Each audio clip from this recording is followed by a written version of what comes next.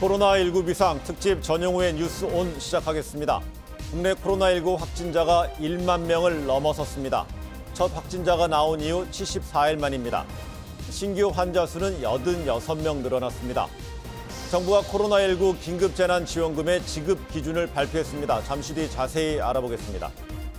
이번 4.15 총선에 참여하는 60대 이상 유권자가 처음으로 약 1,200만 명을 넘은 것으로 확인됐습니다. 이른바 실버 유권자의 증가가 총선 판세에 어떤 변수가 될지 라이브 썰전에서 짚어보겠습니다. 전용의 뉴스온 지금 바로 켜겠습니다.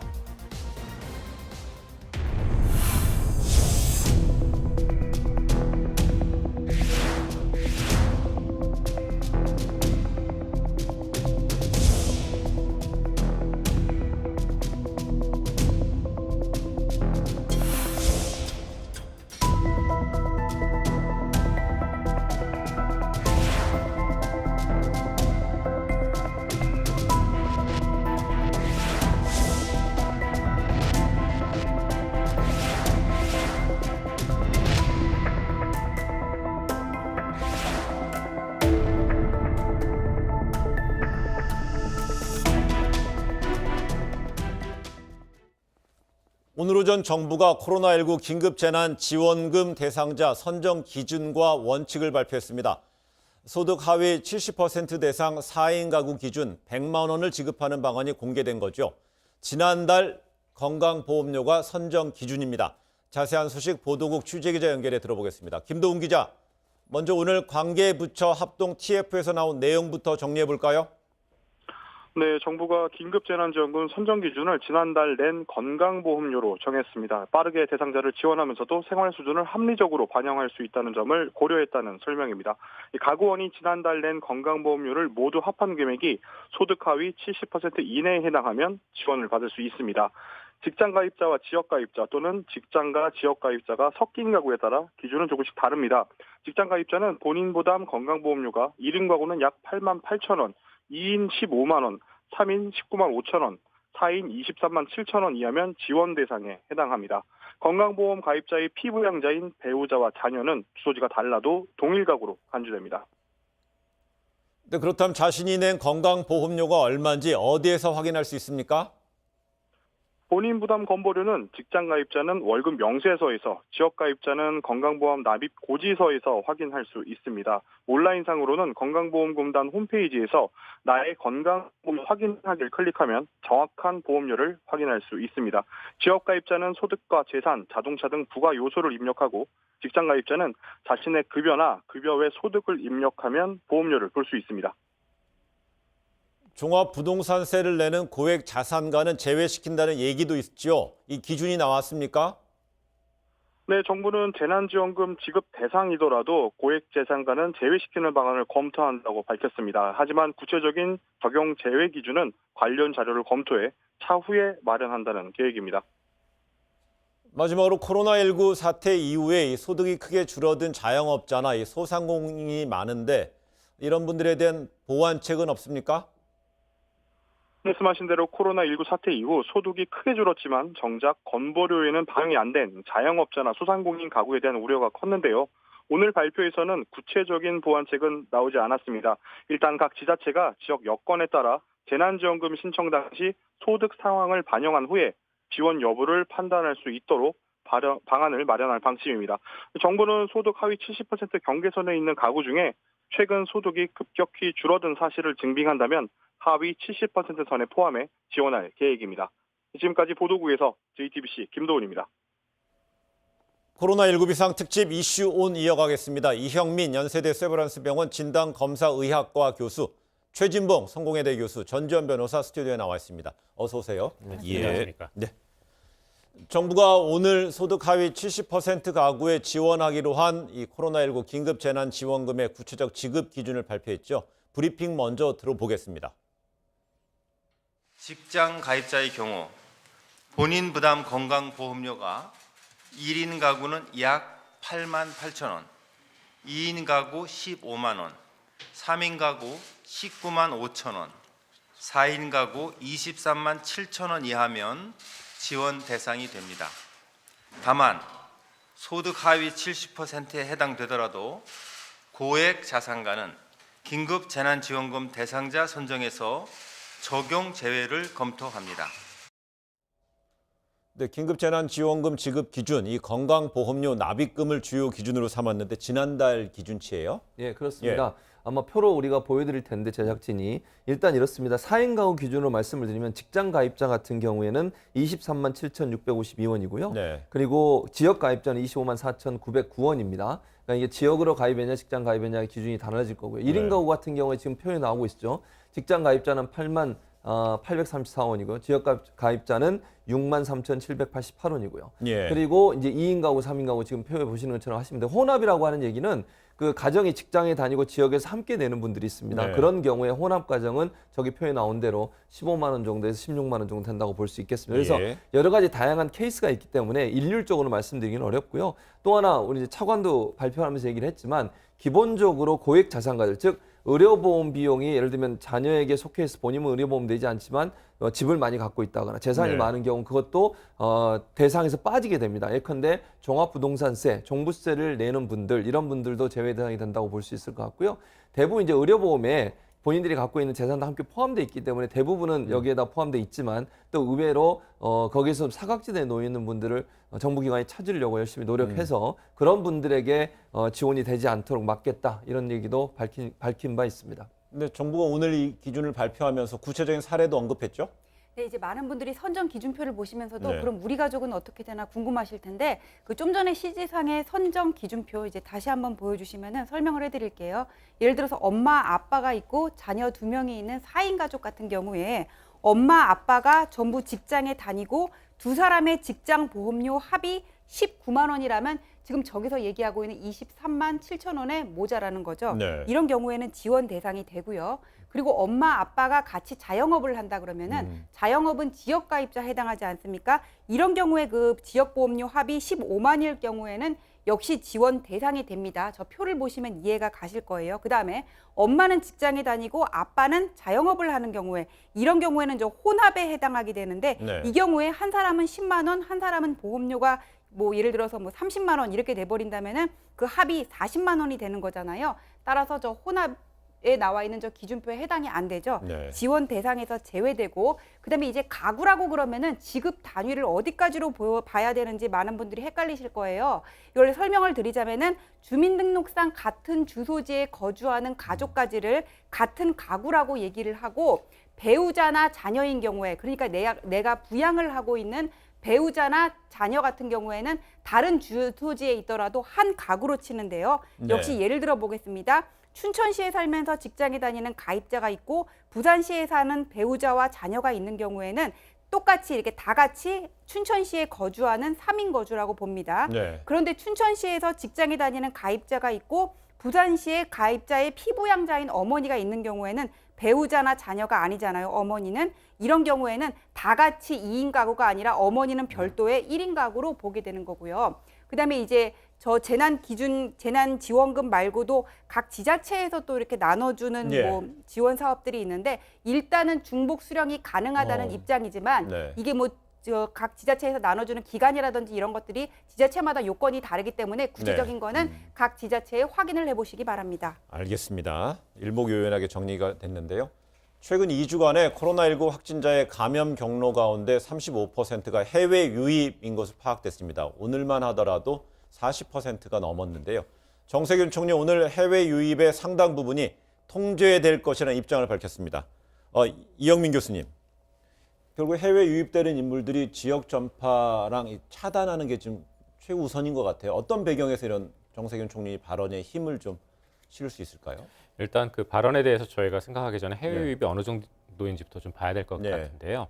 이제 국내에서 그 대구 신천지와 관련된 그 집단 감염 사례를 어느 정도 정리하는 동안 네. 그 해외에서는 오히려 이제 지역 사회에서 굉장히 많은 환자들이 발생을 했습니다. 예. 그래서 처음에 국내에서 발생하는 환자의 거의 대부분이 대구 경북 지역에서 발생을 하다가 줄어들면서 이제 해외 유입은 늘어나는 네. 그러한 상황이 됐거든요. 그래서 지금 현재 같은 경우에는 매일 생기는 확진자의 한 절반 정도가 해외 유입 사례로 저희가 생각이 되고요. 네. 그런데 이 절반 중에서 한 40에서 50% 정도는 공항에서 검역이 그러니까 검역 단계에서 발견이 되고 네. 그다음에 나머지는 이제 지역사회에서 발견이 됩니다.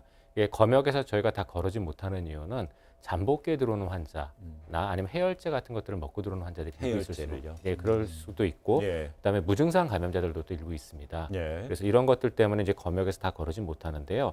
그래서 이제 지금 지역 사회에서 발견되는 사람들에 대해서 많은 그 경고들이 있었습니다. 그래서 이러한 지역 사회에서 발견되는 해외 유입 감염에 대해서 정세균 총리가 그 조만간 이런 부분들도 대부분 다 통제가 가능할 네. 것이라는 얘기를 한 건데요. 이렇게 발언을 한 그 근거는 일단 국내에서의 자가격리자 규모가 이제 좀 많이 안정화되어 있기 때문에 행정 여력을 그러한 해외에서 유입되는 분들에게 이제 집중할 수 있다라는 네. 그러한 생각이 하나가 있고요. 그다음에 두 번째는 유럽도 그렇고 미국도 그렇고 지금 세계 여행에 대한 경보를 내렸기 때문에 거의 지금 그 양쪽에서 들어오는 그 입국자 자체가 많이 줄었습니다. 예. 그래서 이렇게 입국자가 지금보다도 더 줄어들게 되면은 좀 통제가 좀 가능하지 않을까라고 생각을 하는 건데요. 그런데 이제 여기서 저희가 조금 그 걱정되는 부분은 네. 해외 유입에서 특히 이제 지역 사회에서 저희가 관리를 해야 되는 분들은 저희가 워낙 숫자가 많기 때문에 교민들을 이렇게 귀국시켰을 때처럼 특정한 장소에 저희가 모을 수가 없거든요. 네. 그럼 이제 자가격리를 시행할 수밖에 없는데 이렇게 자가격리라는 거는 준수하는 사람의 어떤 의지에 굉장히 좌우가 됩니다. 네. 그런데 14일간 자가격리는 쉬운 문제가 아니거든요. 네. 그래서 이 자가격리를 하기 위해서는 이분들이 이 자가격리의 원칙을 잘 알게끔 해주는 것과 동시에 네. 수칙을 지키지 않았을 때에 대한 여러 가지 그 대책이라던가 또는 거기에 대한 행정 조치들에 대해서도 잘 알려주고 꼭 준수하게끔 해야 됩니다. 그런데 그런 부분들에서는 아직까지는 조금 더 발전할 부분들 또 고민할 부분들이 있을 것 같습니다. 잘 들었습니다. 네, 특히 해외 유입 증가세가 두드러진 서울시는 오늘부터 잠실 종합운동장에 이 해외에서 입국하는 서울 거주민들을 위한 워크스루, 즉 걸으면서 진단을 받을 수 있는 방식의 이 선별 진료소를 운영합니다. 하루 1,000명의 검사가 가능하다고 그러지 않습니까? 네, 이제 박원순 시장이 저 의견을 내놓은 이유는 뭐냐면은 지금 해외 입국자를 공항에서 전부 검사를 하기가 힘듭니다. 그러다 보니까 유증상자인 경우에는 검사를 해서 진료소나 뭐 병원으로 이동을 하고 그다음에 무증상자인 경우에는 일단 개인의 자가격리에 맡기겠다는 입장이거든요. 예. 그러다 보니까 박원순 시장은 그렇다면 우리가 서울시에서 잠실 운동장에 입국자 전용 워크스루 진료소를 설치를 해가지고는 하루 1,000명까지 검사를 해주겠다. 지금 이렇게 얘기를 하고 있는데 근데 문제는 이게 뭐냐면은 해외 입국자를 전부 이렇게 서울시에서 픽업을 해가지고는 이 잠실 운동장까지 과연 이렇게 통제가 가능한 것인지 데려가는 게 그 부분에서 문제가 있고 하루 1,000명까지 검사가 가능하다고 하는데 질병관리본부는 오는 22일까지 약 22,000명이 입국할 거라고 추산하거든요. 네. 그러면 1,000명까지 검사한다고 하더라도 다 검사가 안 될 수가 있는 거고 그리고 사람이 일단 무증상이 나온 경우하고 자가격리하다가 증상이 나타났을 경우하고 스스로 생기는 마음가짐이 달라지거든요. 그러면 잠실 운동장 인근의 잠실 지역에 무슨 카페라든지 식당도 거칠 수가 있는 건데 그렇기 때문에 확진자가 발생했을 경우 그 접촉자라든지 괜히 그 동선 범위만 넓어지는 것이 아니냐 이런 일각의 우려 섞인 시선도 있습니다. 네, 잠실 중대본 브리핑부터 들어보시겠습니다. 코로나 바이러스 감염증 19 국내 발생 현황에 대해서 말씀드리겠습니다. 4월 3일 기준으로 현재 총 누적 확진자 수는 10,000명이 넘어서 10,062명입니다. 이 중 해외에서 유입돼서 발병한 확진자는 647명이고 이 중 외국인은 52명입니다. 총 확진자 중에 6,021명, 전체 확진자의 59.8%가 격리 해제되었습니다. 어제 확진자는 신규로 86명이 발생하였고 격리 해제는 193명이 증가하였습니다. 전체적으로 현재 격리 중인 확진자는 3,867명으로 전체 확진자의 38.4%입니다. 어제는 사망자가 5분이 추가로 사망을 하셨습니다.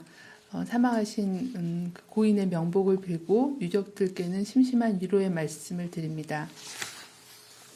시도별 발생 현황에 대해서 말씀을 드리겠습니다. 어제 신규로 발생한 86명 중에서 서울 지역은 신규 확진자가 18명이었습니다. 18명은 주로 해외 유입 관련된 사례가 대부분을 차지하였고 만민중앙성결교회하고 관련된 유행조사가 계속 진행 중에 있습니다. 대구 지역은 9명으로 보고를 하셨습니다. 계속 진행되고 있는 제2미주병원 관련된 신규 환자와 다른 병원 노출로 인한 추적 검사로 환자가 확인되고 있고 일부 해외 유입 사례도 보고가 되고 있습니다. 경기 지역이 제일 많이 보고가 되었습니다. 23명이고 의정부 성모병원과 관련된 집단 발병에 대한 조사가 진행 중으로 이와 관련된 추가 확진 환자에 대한 보고가 많았습니다. 강원 지역도 마찬가지로 의정부 성모병원 관련된 유행 조사와 관련된 사례가 보고가 되고 있습니다. 경북 지역이 5명 보고가 되었고 경산시의 서요양병원 관련돼서 추가 조사를 하는 과정 중에 추가로 확인된 사례가 보고되었습니다. 어제는 검역 단계에서 확인된 확진자는 22명이었습니다. 경기도 의정부시 소재 의정부 성모병원과 관련해서 전일 대비 확진자가 5명이 추가로 확인되었습니다. 현재까지 총 27명의 확진자가 확인되었고 감염 경로 및 접촉자에 대한 조사가 진행 중으로 관련된 사례에 대한 보고가 증가할 것으로 보고 있습니다. 현재까지 확인된 27명은 환자 10명, 직원 10명, 환자 가족 및 방문객이 7명이었습니다. 입원 중인 환자는 현재 동일 집단 격리를 하고 있고 접촉자는 자가 격리하였으며 감염 경로 및 접촉자에 대한 조사가 계속 진행 중에 있습니다. 대구 달성군 소재의 2개 의료기관에서 전일 대비 6명이 추가로 확진되었고 서구 소재 의료기관인 한신병원에서 1명이 추가로 확진되었습니다. 경북 경산시 소재 의료기관인 서요양병원과 관련해서 전일 대비 4명이 추가로 확진되어 현재까지 총 65명의 확진자가 확인된 상태입니다. 네, 지금까지 중앙방역대책본부 정은경 본부장의 브리핑이었습니다. 오늘 하루 발생한 확진자 현황에 대해서 설명하는 내용이었는데요. 브리핑 전에 이야기 나누던 거 좀 연결해 보겠습니다. 잠실 종합운동장은 강남과 송파구의 접경 지역에 있죠. 그러다 보니까 당장 송파구에서는 반발하는 목소리가 있어요. 우선 잠실 종합운동장까지 온 다음에 이제 검사를 받으신 분들이 귀가하는 과정에 있어서 뭐 문제를 되게 우려하는 것 같아요. 예, 맞습니다. 왜냐하면은 지금 해외에서 들어오는 분들 중에 지금 많은 확진자가 있다는 걸 이미 알려져 있지 않습니까? 그런데 이런 분들 중에는 분명히 무증상 감염이나 이런 분들도 있을 거거든요. 예. 그래서 이런 분들은 결과가 나올 때까지 하루 정도 시간이 걸리기 때문에 일단은 검사를 받고 귀가하는 시점에서는 본인이 걸렸는지 안 걸렸는지를 알 수가 없습니다. 예. 이런 상황에서 사람이 많은 지역, 특히 교통이 편한 지역은 되게 또 사람들이 많지 않습니까? 그런 지역을 거쳐가게 되면은 당연히 그만큼 더 노출될 위험성이 높아집니다. 그래서 이렇게 지금 사람이 많은 지역에 한 번 더 거쳐가게끔 굳이 동선을 만드는 거는 조금 저희가 한번 다시 한번 생각을 해볼 필요가 있을 것 같습니다. 근데 당장 지금 총선 기간입니다. 그러다 보니까 그쪽 해당 지역의 지역구에 출마한 후보들이 또 지역민의 의견을 좀 대변하는 상황도 이어지죠? 그렇게 반발을 하고 있어요. 사실은 최재성, 배현진 두 당제 민주당 후보는 최재성이고 지금 통합당 후보가 배현진 후보인데 이분들 같은 경우에 방법이 틀렸다 또는 제정신인가 이렇게 반발을 하고 있는 건데 아마도 이제 총선 앞두고서 지역 주민들의 눈치 또는 지역 주민들의 지지를 끌어내기 위해서 이런 반응을 할 수밖에 없는 상황이 아닌가 이런 생각이 들고 서울시는 이렇게 이제 얘기를 하고 있어요. 첫째, 일단 공항에서 모든 사람을 다 할 수 없기 때문에 유증상자만 지금 진단을 하고 무증상은 자가격리하도록 보내는 거잖아요. 그래서 혹시나 그분들이 또 일반 버스 타고 지하철 타고 가다가 또 증상을 일으킬 수도 있는 것이고 또 무증상 상태에서 증상이 나올 때까지 가정에 같이 있다가 자가격리 안 된 상태에서 자가격리 하면서도 가족 간에 접촉이 일어날 수 있는 위험성이 있기 때문에 아예 모든 사람을 검진하기 위해서는 지금의 검진체가 공항 내에서 모든 사람을 검진할 수 없으니 따로 분리해서 하겠다는 것이고 지금 논란이 되니까 어떻게 수정을 했냐면 강남 3구에 있는 사람들만 불러서 하겠다고 지금 얘기를 했어요. 그러니까 잠실체육관을 잠실 경기장 있는 데 있지 않습니까? 저걸 모든 서울 시민을 다 하려고 했다가 반발이 있어서 이제는 강남 3구의 주민들만 저쪽으로 모셔와서 모두 다 검진을 받도록 하겠다 그렇게 지금 바꾼 상태입니다. 알겠습니다. 네, 전 세계적으로 코로나19 확산세가 되게 가파릅니다. 확진자 수가 100만 명을 넘었습니다. 네, 4월 3일 오전 9시 기준 확진자 수가 101만 4천여 명에 달하고 사망자는 지금 52,900여 명에 달하고 있는데요. 지금 우리가 이 코로나19 확진자 수를 가지고 그래프를 본다고 봤을 때 이게 총 확진자 수, 그 누적 총계도 중요하지만은 주목해야 될 부분이 그 그래프의 기울기라고 보거든요.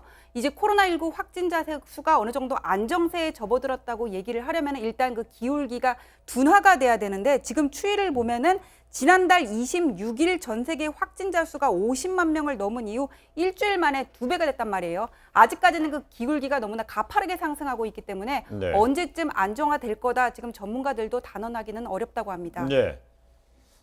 네, 이런가 하면은요, 도널드 트럼프 미국 대통령이 두 번째로 코로나19 검사를 받았는데 음성 판정을 받았다는 소식이 전해졌는데, 백악관은 15분 만에 결과가 나오는 진단 키트를 좀 설명도 좀 자세한 것 같아요. 그렇습니다. 이게 바로 이제 진단 키트가 우리가 그 시약을 제공한 거 아니겠습니까? 그래서 그걸 홍보하기 위해서 했다고 지금 백악관은 밝히고 있습니다. 그래서 예. 신속한 진단 키트 홍보를 위해서 두 번째 코로나 검사를 받았고 진단을 왜 트럼프가 그렇게 얘기했어요. 진단 그러니까 그 검체 채취하는데 1분 걸렸고요. 실제 검사 결과 나오는데 14분 걸렸다. 총 15분 만에 결과가 나왔다. 그러면서 이 키트가 성능이 좋다라고 얘기했고 지난번 조사받을 때마다 두 번째 지금 검사를 받는 거 아니고 네. 지난번 진단받을 때는 상당히 불쾌감을 느꼈는데 이번에는 불쾌감도 느껴지지 않았다. 그래서 이 진단 키트가 앞으로 더 많은 확진자들을 찾아낼 수 있을 것이라는 기대감을 나타내고 있고요. 네. 백악관에 있는 주치의도 결국 이런 진단 검사를 받게 된 것이 미국의 어떤 확진자 사는데 긍정적인 역할을 할 것이다라는 기대감을 표현하고 있습니다. 네. 미국에서는 이런 거 하면은요, 조만간에 마스크 등 앞면, 얼굴 앞면을 가리는 가리개 착용을 권고하는 가이드라인을 발표할 예정이라고 합니다. 이영민 교수님, 미국에서는 미국 등 유럽은 마스크를 잘 안 쓰는 문화 아닙니까? 결국 그만큼 상황이 심각하다 이런 걸 좀 보여주는 것 같다고 해석해도 될까요? 예, 맞습니다. 이제 미국이나 유럽이 마스크를 잘 쓰지 않는 네. 이유는 여러 가지가 있는데요. 일단 뭐 첫 번째는 뭐 문화 자체 어떤 마초적인 기질도 일부 있지만 네. 사실 미국이나 유럽의 그러니까 마스크에 대한 가장 기본적으로 깔려 있는 생각은 마스크를 쓸 정도로 아픈 사람은 절대 집 밖을 나와서는 안 된다라는 거거든요. 네. 그러니까 마스크를 쓰고 돌아다니는 것 자체를 이해하지 못하는 겁니다. 네. 그래서 이제 마스크에 대한 굉장히 부정적인 생각들을 갖고 있는데요. 그런데 이번 코로나19 사태에서 이 마스크가 굉장히 큰 역할을 하는 이유 중에 하나가 저희가 본인이 아프면은 당연히 마스크를 쓰고 나오지 않겠지만 본인이 아픈지를 모르는 무증상 감염이 가장 큰 문제거든요. 네. 그런데 이 무증상 감염의 경우에 첫 번째 나온 논문에서는 1, 2% 정도를 얘기했지만 가장 최근에 나온 논문에서는 20에서 50%까지도 얘기를 합니다. 네. 즉 본인이 아프면서도 전혀 증상이 없기 때문에 본인이 바이러스를 뿌리고 다니는 걸 모르는 거거든요. 그러면 당연히 이런 경우에는 마스크를 본인이 착용할래도 착용할 수가 없습니다. 네. 증상이 없으니까. 그래서 우리나라에서 전 국민에게 마스크를 착용하도록 한 거는 이런 코로나19를 막는 데 굉장히 큰 도움을 준 거거든요. 네. 그래서 이제 이런 여러 가지를 고려했을 때 미국이나 유럽도 이러한 마스크를 앞으로는 좀 착용하는 게 더 도움이 된다라고 판단을 한 것 같습니다. 그렇습니다. 조금 전에 뉴욕타임스도 한국의 마스크 그 공급 시스템에 대해서 이제 평가한 내용이 이제 화면에 나가고 있고요. 이런가 하면 일본에서는 확진자가 폭발적으로 증가하고 있습니다. 의료시설로 이 감당하기 어려워질 가능성에 대비해서 이 도쿄올림픽 선수촌 등 관련 시설을 활용하는 방안을 검토 중이다. 이런 소식이 전해졌습니다. 그렇습니다. 확진자가 전날 대해서 276명이 증가했고요. 사망자도 4명이 증가한 상태입니다. 확진을 우리보다 조금 더 적게 하고 있기 때문에 만약에 진단이 많아지면 더 많이 늘어날 가능성이 있어서 도쿄도 지사가 이런 얘기를 했어요. 올림픽을 위해서 지금 올림픽 원래 7월 24일에 열려다가 연기가 됐지 않습니까? 네. 시설물들이 거의 완성이 됐습니다. 예를 들면 선수촌 아파트 같은 게 완성이 됐고요. 또 실제 경비나 경찰관들이 사용할 숙소 1만여 명이 쓸 수 있는 숙소도 완성이 된 상태입니다. 네. 그래서 격리시설로 그러니까 중증은 왜냐하면 이런 거잖아요. 경증 환자들이 병원에 많이 들어오게 되면 중증 환자들이 치료받는데 어려움을 당할 수 있어요. 우리도 그런 일이 처음에 있었었죠. 그래서 경증 환자들 경우에 저렇게 올림픽 선수촌이라든지 아니면 지금 경비나 경찰관용으로 만들어진 올림픽 시설에 격리 수용하는 방안을 검토하겠다라고 얘기를 하고 있습니다. 그래서 네. 최초 수천여 명의 임시 병상이 필요한 상황에서 올림픽이 연기됐으니 올림픽을 위해서 지어놓은 건물들을 활용하자라고 지금 주장을 하고 있는 상황입니다. 근데 일본 정부는 도쿄도에서 이 폭발적 감염 확산, 즉 오버슈트가 발생할 가능성을 주시하고 있는데 이영민 교수님, 지금 현재 일본 정부에서 이제 발표하고 있는 증가 추세로 봤을 때 이런 어떤 폭발적 증가 관측에 대해서 어느 정도 힘이 실립니까? 저는 가능성이 굉장히 높다고 보는데요. 왜냐하면은 이게 앞으로 발생한다라기보다 이미 1월 중순 정도쯤에 우리나라에서 코로나19 첫 환자가 있었던 것처럼 일본도 비슷한 시점에 첫 환자가 있었거든요. 예. 그럼 거기에 대한 조치를 굉장히 적극적으로 취하지 않았기 때문에 코로나19 감염 환자는 그동안 굉장히 많이 늘어났을 겁니다. 예. 어느 정도로 늘었냐 하면은 저희가 보통 코로나19 환자가 2배로 증가되는데 일주일 정도 걸린다고 봅니다. 아까도 이제 50만 명이 100만 명 되는데 일주일 걸리지 않았습니까? 예. 마찬가지의 그 공식을 저희가 적용을 해보게 되면은 1월 중순부터 4월 초순까지 대략 한 12주 정도가 흘렀고요. 네. 그러면 4,000배 정도의 환자가 늘어나 있어야 될 겁니다. 예. 그럼 처음에 100명이 있었다면 40만 명이거든요. 예. 그래서 이런 것들을 저희가 고려했을 때 그간 조치를 취하지 않았던 것들에 대해서 발생했던 환자가 지금 발견되는 거거든요. 네. 그리고 이런 환자들은 아마 검사를 많이 하면 많이 할수록 폭발적으로 나오기 시작을 할 겁니다. 그래서 분명히 일본 도쿄도뿐만이 아니라 일본 전역에서 어느 정도 많은 확진자가 나오는 거는 저는 굉장히 가능성이 높다고 생각을 합니다. 예, 그러다 보니까 올림픽 선수촌 아파트를 이제 활용한다는 이야기까지 검토한다는 이야기가 나오는 것 같습니다. 예.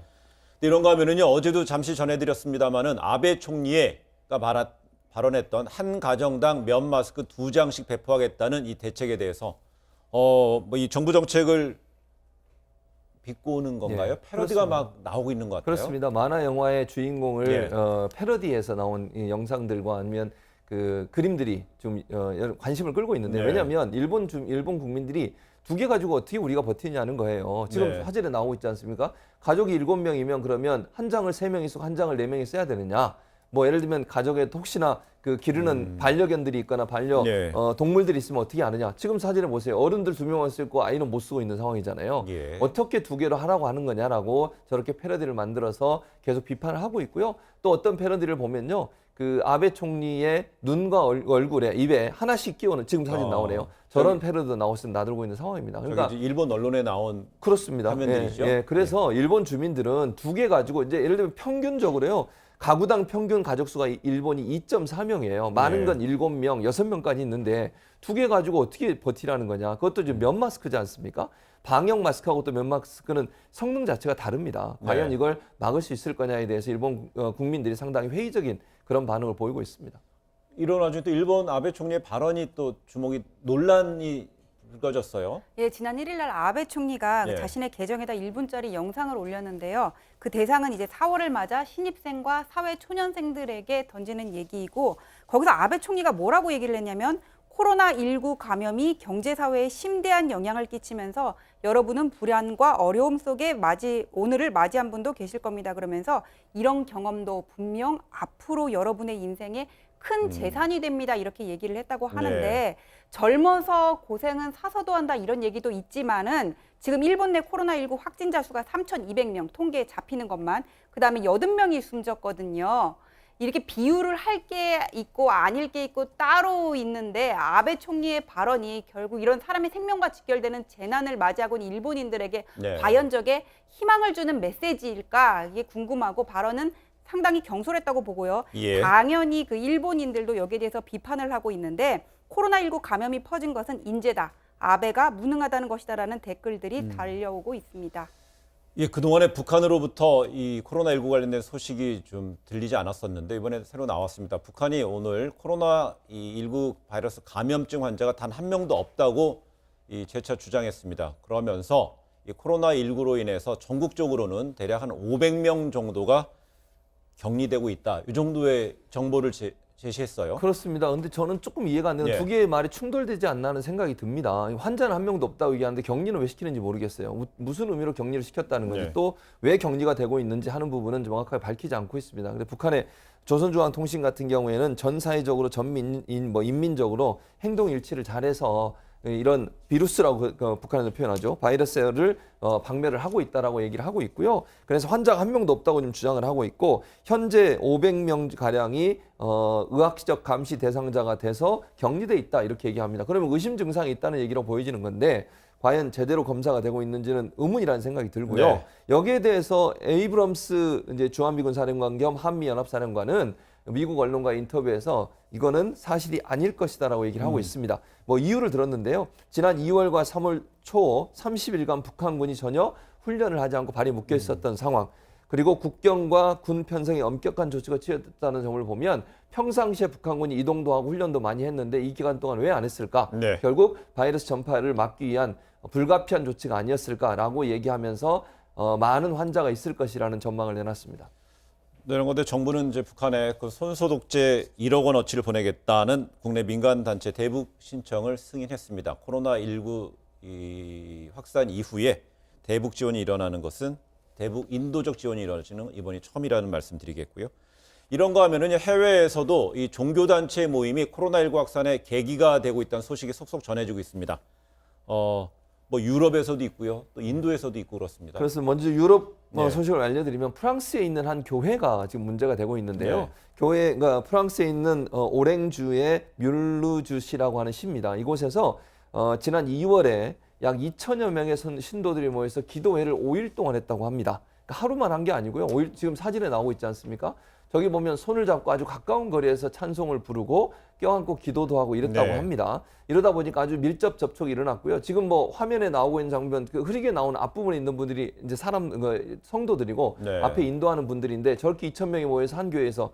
근데 문제는 뭐냐면 저 2,000명이 전국에서 왔다는 겁니다. 프랑스 전 지역에서 왔기 때문에 저분들이 저 집회를 하고 나서 각 자기의 고향으로 돌아갔는데 멀리서 온 분은 650km 떨어진 곳에서까지 왔다고 합니다. 네. 근데 그분들의 가족이 확진이 됐어요. 결국 이 집회 때문에 2,500여 명이 감염이 됐다라고 하는 게 프랑스 당국의 지금 발표고요. 이 교회는 1966년도에 설립된 피터 슈미츠라는 목사가 담임하고 있는 교회고 열린민교회라고 하는데 네. 결국 이렇게 밀접 접촉자가 많이 있었던 이 교회 모임 때문에 결국 확진자가 2,500명까지 늘었다고 하는 발표가 있었습니다. 알겠습니다. 네, 인도에서도 지금 이제 종교 단체가 문제가 되는데 이제 인도 같은 경우에는 지금까지 누적 확진자가 1,600여 명이고 2일 날 이제 389명이 발생을 했거든요. 예. 근데 389명은 하루에 발생한 확진자 중에 역대 최대 규모인데 이 중에 3분의 1 가량이 이제 무슬림 선교 단체와 관련이 있다는 겁니다. 3월 3일부터 3월 중순까지 한 모스크에서 인도 사람 7,800명, 그중에 외국인 한 1,300명 네. 정도가 참여를 해가지고는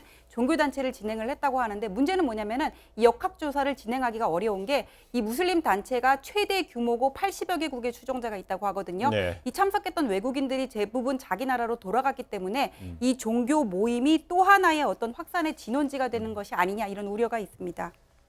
네, 이런가 하면은요, 싸울 무기가 없다 이런 이야기가 나옵니다. 바로 미국 등 주요 국가에서 의료 장비 부족에 항의하는 의료인들의 시위가 확산하고 있다고 합니다. 선진국이든 그렇지 않은 나라든 공통된 지금 상황인 것 같습니다. 예, 맞습니다. 저희가 이제 부족한 의료 장비는 크게 두 종류로 나눠볼 수가 예. 있는데요. 첫 번째는 환자 치료에 필요한 여러 가지 이제 인공호흡기나 이런 장비들이 되겠고요. 그다음에 두 번째 필요한 의료 장비는 그 의료진을 감염으로부터 예. 보호할 수 있는 개인 보호 장구가 되겠습니다. 그런데 지금 현재 이 코로나19에 대한 전 세계적인 확산이 있으면서 이러한 의료 장구들이 전부 다 부족한 상황이거든요. 예. 그 중에서 특히 개인 보호 장구 같은 경우에는 의료인들을 보호하기 위해서 무엇보다도 필요한 것들인데 이게 없게 되면 의료인들도 감염될 수밖에 예. 없습니다. 그러면은 이와 같은 전 세계적인 감염에 대응하기 위해서는 의료진이 무엇보다 필요한 자원이 되는데 이 자원이 계속 소모가 되는 상황이 되거든요. 네. 그래서 이탈리아 같은 곳에서는 이제 의과대 학생들을 빨리 졸업을 시켜서 이제 의사로서 쓰는 이런 그 일들까지 지금 벌어지고 있는 거거든요. 네. 그래서 이러한 의료 장구, 특히 의료 장비 중에서 보호 장구 같은 경우는 좀 가급적 빨리 수급이 돼야 되는데 문제는 이런 보호 장구 중 굉장히 많은 부분들이 중국에서 생산이 됩니다. 예. 특히 이제 미국 같은 경우에 전체 마스크 수량의 90%를 중국에서 들여오거든요. 그러다 보니까 중국에서도 현재 그동안 생산이 좀 잘 안 된 그런 부분들이 있어서 현재 수급이 안 되는 것 같고요. 여기에 대한 대책은 자국 내에서 생산 라인을 빨리 정비해서 네. 이러한 것들을 대량으로 생산할 수 있는 방법을 고안하는 것밖에 제가 보기엔 방법은 없을 것 같습니다. 알겠습니다. 네, 지금까지 코로나 관련된 이슈는요, 이형민 연세대 세브란스 병원 진단검사 의학과 교수와 나눠봤습니다. 이 교수님 오늘 자리 고맙습니다. 네, 예. 감사합니다. 예, 다음 이슈로 넘어가겠습니다.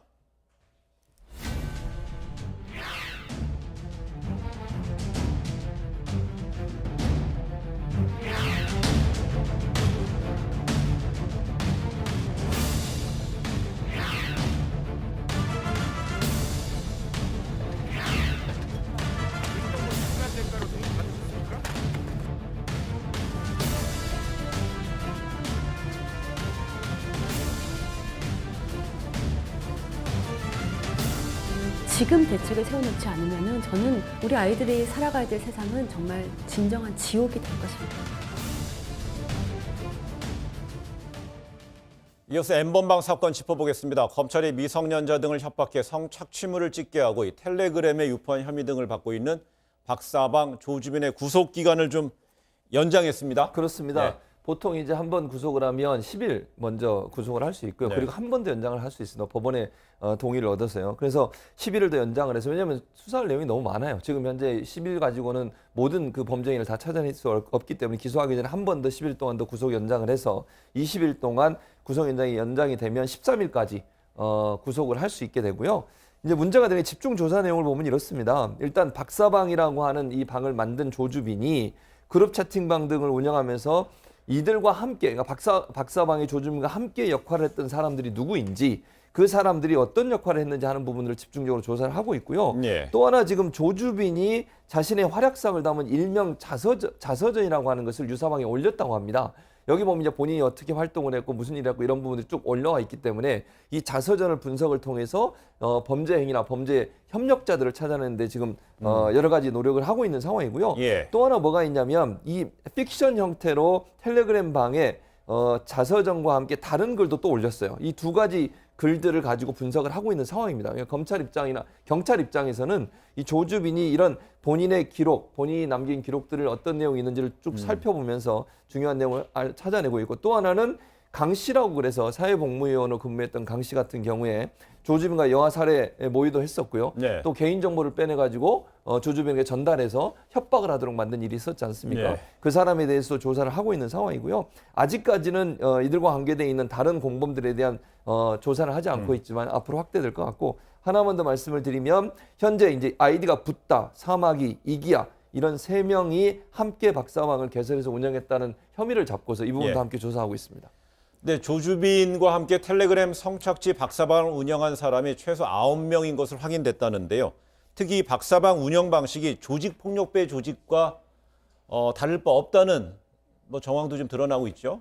조직폭력배라는 건 우리가 영화에서나 보는 거였어요. 네. 예를 들어서 뭐 불법 포르노물이라든지 마약 같은 거를 유통을 하고 영역 다툼을 하고 그다음에 이렇게 피해자를 갈취를 하고 이런 방식들로 이제 조직폭력배들이 그렇게 조직폭력배들이 그런 집단을 운영을 해왔는데 네. 그렇게 흉악하고 정말 나쁜 사람들이 할 것만 같았던 일들이 우리 주변에서 일어나고 있었던 겁니다. 이 박사방 운영 방식을 보면은 이 박사방의 시초가 N번방이라 그러잖아요. 네. 가까시 운영한. 거기에서 이제 가까시 켈리라는 사람한테 N번방을 인수를 해줬고 그 다음에 이제 또 그 체스터라는 사람이 완장방을 운영을 하고 그 완장방에서 조주빈이 나와가지고 따로 차린 게 이제 박사방이거든요. 네. 그러다 보니까 이렇게 방이 난립을 하다 보니까는 자기들끼리 경쟁을 했던 겁니다.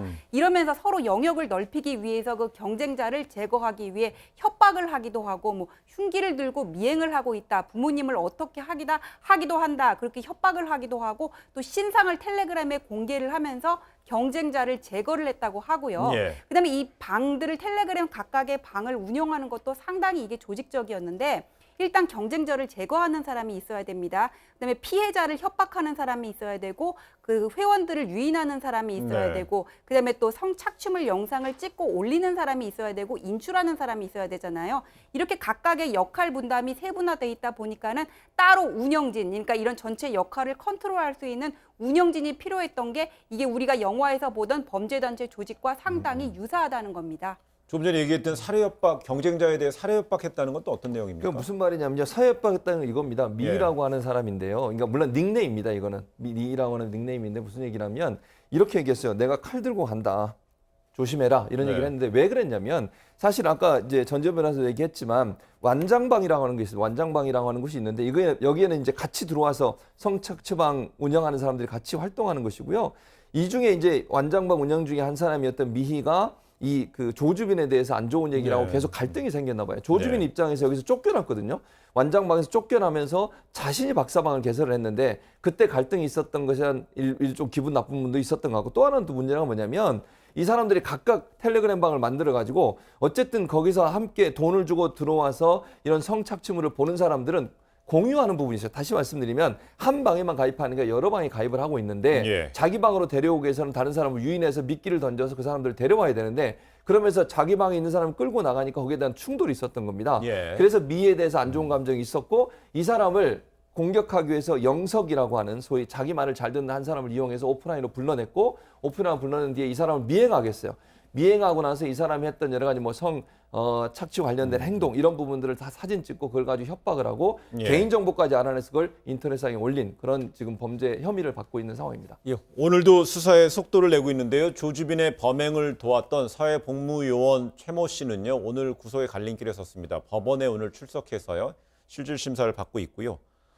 또한 오늘 그 경찰이 조주빈의 공범으로 파악된 현역 군인에 대해서 군부대를 상대로 해서 압수수색을 진행했다는 소식도 전해졌죠, 전 전 변호사? 네, 지금 이 사건 얘기하면서 사회복무요원들 얘기가 많이 나오는데 네. 그 조주빈과 공모해서 교사의 딸 살해를 모의했다는 그 강모 씨에 대해서는 이미 지난 1월 구속이 송치됐고요. 지금 나와 있는 사회복무요원, 지금 영장 심사를 받고 있는 이 공익근무요원 얘기는 이 조주빈이 텔레그램 방을 운영을 하면서 피해자를 협박하거나 경쟁자를 제거할 때 그 수단으로 삼았던 게 개인의 신상 공개거든요. 예. 텔레그램 방은 익명으로 운영이 되기 때문에 신상이 공개되면은 그걸 내가 어떤 협박으로 받아들일 수밖에 없는 부분이 있거든요. 네. 이 조주빈의 이런 협박을 도왔던 사람, 그러니까 개인정보 유출을 도왔던 사회복무요원이 지금 영장 심사를 받고 있다고 하고 현역 군인 압수 얘기는 이 조주빈의 공범 중에서 박사방 운영자 조주빈의 공범 중에서 그 현역 군인이 있다는 겁니다. 네. 그래서 지금 경찰이 그 군부대까지 압수수색했다는 얘기가 나오고 있습니다. 지금 오늘 방금 전에 들어온 뉴스 중에 병무청에서는 앞으로 사회복무요원의 개인정보 취급 업무 부여는 금지된다 이렇게 밝히고 있는데 네. 만시지탄이라는 느낌이 듭니다. 예, 좀 전에 화면에 나왔던 것이 바로 공익 그 사회복무요원이 영장 실질 심사를 받고 나온 화면을 잠시 보셨는데요.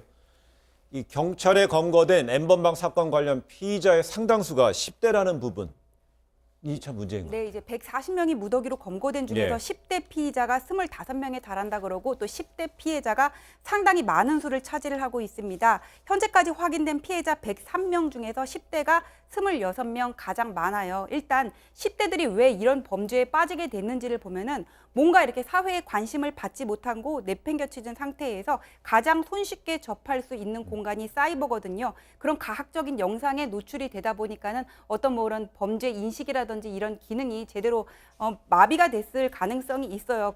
그렇다면은 그냥 이거를 이렇다고 한다. 10대는 그럴 수 있다. 그냥 교화할 수 있다. 과연 이렇게 넘어갈 수 있는 문제이냐? 관련해가지고 이제 소년법을 개정해야 된다 이런 문제가 이런 얘기들이 네. 나오고 있는 것 같은데 이것과 관련해서는 여러 가지 목소리들이 있어요. 예를 들어서 뭐 10대 소년의 경우에는 교화 개선이 가능하기 때문에 지금 놔둬야 된다. 처벌보다는 개선에 방점을 두고 있는 소년법을 유지해야 된다는 입장이 있고 엄벌을 해야 된다는 입장이 있고 기성세대가 먼저 잘못을 시정해야 된다는 부분이 있는데 온라인은 급속도로 발전하고 가상화폐까지 나오고 사실 경찰의 수사는 거기에 지금 뒤쫓아가는 그런 상황이거든요. 그렇기 때문에 이 문제는 엄벌할 소년과 그다음에 교화를 통해서 사회에 다시 복귀시킬 소년을 어떻게 구별할 것인지 기성세대가 그럼 디지털 성범죄에 이들이 노출되지 예. 않기 위해서 어떻게 해야 될 것인지 그다음에 그 형량은 어떻게 강화를 해야 될 것인지 여러 가지 문제를 다양하게 분석을 해야지 어느 한쪽의 입장만은 듣고 판단하기에는 좀 무리가 있다고 봅니다. 예, 박사방 운영자 조주빈에 대한 수사가 속도를 내고 있지만 피해자들이 받는 고통은 여전합니다. 관련 영상 잠시 들어가 보시겠습니다. 저는 조정이 잡히고 나서 그 전보다 조금 더 힘들었던 게 여론이 형성이 되고 이제 사회적인 이슈가 되다 보니까 확실히 찾는 사람들이 더 많아지긴 했어요.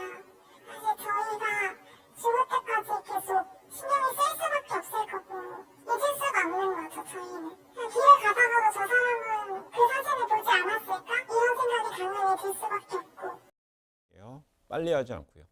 텔레그램 성착취 사건의 피해자에 대한 이 법률적이고 또 재정적 지원이 본격화도 하고 있습니다. 이 재정적 지원의 내용을 보면 일단 뭐 생계비라든지 치료비, 학자금이 있고요. 네. 그다음에 그 지원 규모를 보면은 최대 5천만 원까지 치료비를 지원받게 됩니다. 네. 5주 이상 상해를 입은 것으로 진단받은 경우에는 연 1,500만 원이 되고 그다음에 생계비를 보면은 월 50만 원의 생계비를 최장 6개월까지 지원을 하고 재학생일 경우에는 학자금도 2회에 걸쳐서 지급받을 수 있게 되고 어디 오갈 데가 없는 청소년 같은 경우는 별도의 시설에서 이렇게 보호를 받을 수 있는 방안을 검토를 한다고 하는데 네. 이런 일이 쏟아지면은 그럼 피해자 지원을 어떻게 해야 될 것인지 막 이런 식의 뭐 재택이 나오고 있어요. 하지만은 이게 일회성으로 끝나는 게 아니라 한번 이런 지원을 받은 피해자가 다시는 추가 피해를 받지 않도록 어떻게 이제 정부와 법원이 나서 가지고는 모니터링을 할 것인지 그 부분을 또 신중하게 염두에 두고 검토해야 할 것으로 보입니다. 네.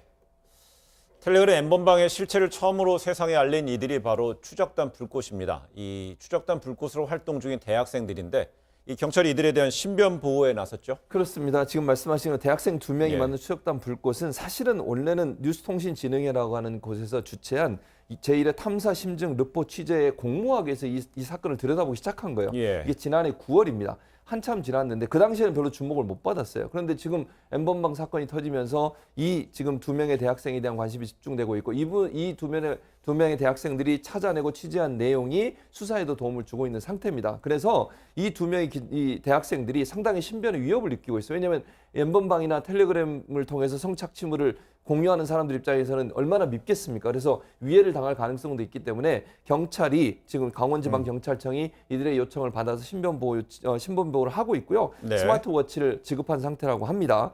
그리고 이제 지금 현재 이분들 같은 경우에 22회 국내 앰너스티 언론상 특별상을 수상하는 성과도 냈습니다. 네. 네, 지금부터는 종군당 회장의 장남과 관련된 성관계 불법 촬영 및 이 유포 사건에 대해 좀 짚어보겠습니다. 종군당 회장의 장남 이모 씨에 대한 구속영장 신청이 기각됐는데요. 사건 내용하고 기각 이유는 뭐였죠? 저 사건 내용을 말씀드리면 네. 이장한 회장의 장남 이아무개 씨, 이 이모 씨가 본인과 연인 관계가 아니고 만났던 여성과 성관계를 하고 그 영상을 몰래 찍어서 유포한 겁니다. 이건 정말 잘못된 행동이죠. 정말 성범죄의 가장 안 좋은 행동이라고 할 수 있는데 이 사람에 대한 구속영장이 2일 날 구속영장이 집행이 안 되고 기각이 됐습니다. 이유가 저는 좀 이해가 안 되는데 개인적으로 이유가 이렇게 됐습니다. 현재까지 수집된 증거자료 내용과 더불어 트위터 게시물에 피해자의 얼굴이 노출되지 않았다는 점, 네. 피해자의 얼굴이 노출되지 않아서 일단 기각이 됐다는 첫 번째 이유, 두 번째 게시물을 자진 삭제했다는 점, 이걸 이유를 들었는데 또 세 번째 얘기했습니다. 피해자들이 처벌을 원치 않았다는 점, 아마 합의를 한 것 같아요. 이 세 가지 이유를 들었는데 현재 우리 사회에 알려지고 있고 또 우리 사회 공통으로 느끼고 있는 성범죄, 성폭력 범죄나 성착취 범죄에 대한 어떤 사회적 기준에는 부합하지 않은 행동이 아닌가, 그런 결과가 아닌가 이런 생각이 듭니다. 그렇다면 최근에 이제 성폭력 처벌법 관련해서 이 법조문에 대해서 법원은 영장 판사부는 충실히 해석을 한 건가요? 이게 그러니까 보통 일반적인 재산범죄 같은 경우는 뭐 네. 합의를 했다고 해가지고는 뭐 영장 기각할 수 있어요. 사실 이 문제 가지고도 제가 뭐 물어봤더니 뭐 이런 경우에 전례에 비추어서 영장을 기각하는 게 이례적인 거는 아니라고 얘기를 하더라고요. 근데 다만 지금 우리가 누차 지적을 하고 있는 부분이 법원의 성인지 감수성이 사회적인 인식을 못 따라가고 있는다는 거잖아요. 네. 합의라는 게 재산이 많은 사람들, 자력이 있는 사람들은 합의를 이끌어내기가 더 쉬워요. 그다음에 이건 디지털 성범죄란 말이에요. 일반 절도죄나 사기죄 같은 게 아니에요. 피해를 한번 보상해주고 끝나는 것이 아니라 이게 언제든 다시 영상을 내가 삭제를 했더라도 피해자가 추가 피해를 받을 수 있는 부분이 있거든요. 네. 그다음에 얼굴이 노출되지 않았다고 하는데 얼굴이 노출 안 됐더라도 피해자는 그게 나라는 걸 알잖아요. 그럼 이걸 평생 불안해할 수밖에 없는데 법원이, 그러니까 우리가 계속 지적을 한 법원이 사회적인 그 성인지 감수성을 따라가지 못하고 있는다, 이런 지적이 이 경우에도 여실하게 드러난 게 아닌가 싶습니다. 이거는 여론 재판을 하자는 게 아니라 법원이 잘못된 인식을 그럼 바꾸자는 얘기예요. 저는 도저히 이해가 안 돼요. 개인적으로 그렇습니다. 왜냐하면 법원이 이런 관점으로 이 문제를 접근하게 되면요, N번방 사건이나 다른 성범죄 사건에 대해서 합의만 하고 나면 끝입니까? 얼굴이 안 나왔다는 이유로 그분들이 평생 동안 마음에 지고 갈 사회적 어떤 편견이나 아픔과 고통을 어떻게 해결할 수 있겠습니까? 이거는요, 성범죄는 합의와 관계없이 엄벌에 처해야 됩니다. 그러지 않으면요, 이런 범죄가 지금도 계속 논란이 되는 게 뭡니까? N번방의 범죄가 생긴 이유가 처벌이 너무 가벼워서 네. 그냥 쉽게 또 풀려나서 다른 또 나쁜 짓을 할 수 있는 상황이 되다 보니 계속 이렇게 됐다고 하는 게 지금까지 사회적인 여러 경험들인데, 지금의 법원도 이런 계속 반복적인 판결을 내리고 있다는 점은 사회적으로 도저히 용납될 수 없고 받아들이기 어려운 그런 판결이 아닌가, 이런 생각이 듭니다. 예, 텔레그램 성착취 사건으로 성범죄는 엄벌해야 한다는 논의 또 여론이 이어지고 있는 가운데 그 양형에 대한 또 법원에서의 어떤 판단에 대한 부분에 주목되는 시점인 것 같습니다. 두 분 말씀 잘 들었습니다. 예.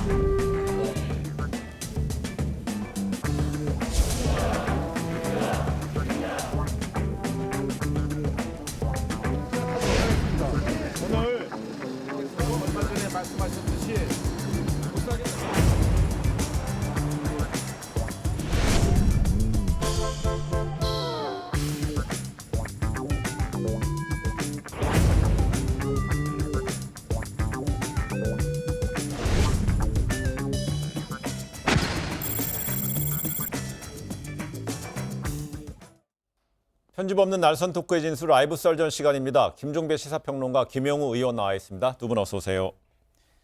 네, 공식 선거운동 이틀째입니다. 여야 위성정당 알리기 경쟁도 치열해지고 있습니다. 선거법 위반 피하기 위한 다양한 수도 지금 등장하고 있는 것 같아요. 어느 분부터 오늘 한번 말씀해 볼까요? 예. 아까 뭐 화면에도 좀 나왔습니다만은 정말 그 서자 홍길동이 아버지를 아버지라고 부를 수 없는 그 딱한 심정, 뭐 그게 그대로 드러나고 있는 것 같아요. 그러니까 더불어 시민당도 그렇고 또 미래한국당도 그렇고 모 정당이 이제 다들 뭐 너무나 다들 아시겠습니다만은 더불어민주당하고 미래통합당 아닙니까? 예. 사실 속마음은 지역구 후보는 뭐 1번이나 2번 찍어 주십시오. 그리고 이제 비례정당은 뭐 누구 찍어 주십시오. 이렇게 속 시원히 얘기를 하고 싶겠지만 예. 그 선거법 위반 때문에 지금 못 하고 있는 거 아닙니까? 이것이 정말 그 요새 왜 웃픈 현상이라고 그러잖아요. 웃기면서도 참 슬픈 현상입니다. 그래서 결국은 이번 선거가 희한한 그 준연동형 비례제라고 하는 선거 때문에 당들을 급조하다 보니 시간은 없는데 또 예. 유권자들은 당의 이름을 헷갈려 하니까 짧은 시간에 유권자에게 새로운 정당들을 각인시키기 위해서 이런 이제 꼼수를 쓰는 것 같아요. 예. 결국 꼼수가 꼼수를 낳게 되는 거죠. 한마디로 말씀을 드리면 아웅쇼죠, 아웅쇼. 눈 가리고 아웅쇼. 예. 그러니까 왜 그러냐면 뭐 점퍼를 뒤집어 입는다고 해서 뭐가 달라지고 버스에 1과 5라는 숫자를 나란히 쓴다 해서 또 뭐가 그렇게 달라지는지 저는 잘 모르겠는데 뭔가 좀 그 냉정하게 말씀을 드리면 이건 위성 정당의 숙명이다. 왜 그러냐면 자체적인 어떤 선거 대응 능력이 없는 상태라면 결국은 모 행성의 중력권 안에서 따라돌 수밖에 없는 게 위성의 숙명 아니겠습니까? 네. 이것이 선거운동 과정에서도 그대로 나타나고 있는데 근데 너무나 대놓고 따라돌게 되면 선거법에 걸리니까 그냥 눈 가리고 아웅하고 있는 것 그냥 그렇게 정리하면 될 것 같습니다. 네, 민주당의 윤호중 사무총장은요, 선관위가 과도하게 정당 표현의 자유를 침해해서는 안 된다 이런 뭐 이야기도 했는데요. 이건 아마 이제 이런 뜻이죠. 예. 버스에 1과 5라고 하는 숫자를 나란히 이제 했는데 이거 415의 1호입니까? 그렇죠. 이게 뭐냐면 이제 민주당은 그 투표일은 4월 15일. 그러니까 15일에 꼭 투표합시다라고 했는데 이게 그 기호 1번과 기호 2번을 동시에 하는 것일 수도 있다라고 하는 물론 뭐 최종 지금 판단은 내리지 않았습니다만 네. 그럼 이게 그러면 1, 5를 그러니까 너무 떨어져 있어서 1과 5로 읽을 수 있으면 1과 5를 붙이면 그럼 15로 해석될 수 네. 있는 거냐. 선관위가 아무리 유권 해석을 한다더라도 너무 심한 거 아니냐. 이게 이제 윤호중 사무총장의 주장인데요. 사실 논리적으로는 맞긴 맞아요. 왜냐하면 투표율이 15일이기 때문에. 네. 그러니까 1과 5를 단쪽에서 우리는 투표율을 강조한 거라고 하면 사실은 증명할 방법은 없는 네. 거죠. 이거는 그냥 상식적으로 판단을 해야 되는 문제인 것 알겠습니다. 같습니다. 네, 후보들의 본격적인 표심 공략이 좀 시작이 됐습니다. 더불어민주당의 이낙연 상임선대위원장이 어젯밤 이 방송기자클럽 초청 토론회에서 종부세 관련해서 1가구 1주택 실수요자가 다른 소득도 없는데 종부세를 중과하는 것이 큰 고통을 준다 이런 이야기를 해서 발언을 좀 주목을 받는 것 같아요. 이거 사실은 너무나 상식적인 견해와 입장인데 네. 뭐 이낙연 뭐 당사자도 후보입니다만은 이제 선거가 다가오니까 좀 급해졌는지 이런 당의 전반적인 기조하고는 좀 다른 이런 이야기를 했어요. 근데 너무나 당연한 거죠. 이낙연 그 후보가 얘기했듯이 다른 특별한 소득, 뾰족한 소득이 없는 경우에 투기가 아닌 경우에 1가구 1주택에게 매겨지는 종부세는 너무 고통을 준다는 네. 거 아닙니까? 그러면서 무슨 얘기를 했냐면은 현실을 감안한 고려가 필요하다. 근데 저는 그것도 좀 아쉬워요. 그 이낙연 위원장이 정말 종부세를 경감시키고 낮출 그런 의사가 있다면 좀 더 강하게 이야기해도 되는데 너무 눈치를 보는 것 같아요. 그래서 현실을 감안한 고려가 필요하다. 예. 굉장히 이거 안개 발언이죠. 아주 묘한 발언인데 잠재적인 대권 주자라면은 좀 더 강하게 소신껏 이야기하는 게 더 좋겠다 싶어요. 선거 때 되면 이제 반클릭의 법칙이라고 하는 게 작동한다는 거 아니겠습니까? 진보 정당 같은 경우는 우로 반클릭, 예. 그러니까 보수 정당은 좌로 반클릭.